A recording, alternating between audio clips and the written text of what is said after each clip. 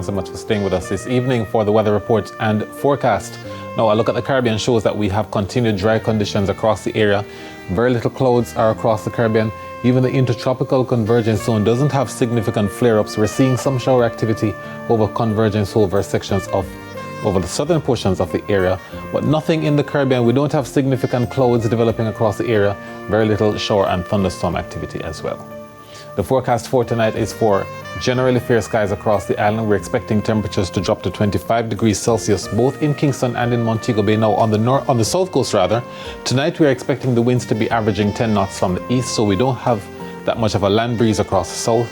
However, across the north coast, we expect the winds from the southeast averaging about 5 knots. In the morning tomorrow, expect partly cloudy conditions across sections of eastern parishes, but fair conditions are expected otherwise. And then in the afternoon, we have partly cloudy to generally sunny conditions across most of the area. Temperatures 34 degrees Celsius both in Kingston and in Montego Bay. The winds are strong tomorrow across most of the southeast. We also have generally sunny conditions for Morant Bay, Kingston, Portmore, also Mapen, Black River and Negril. Expected to be generally sunny as well for Falmouth.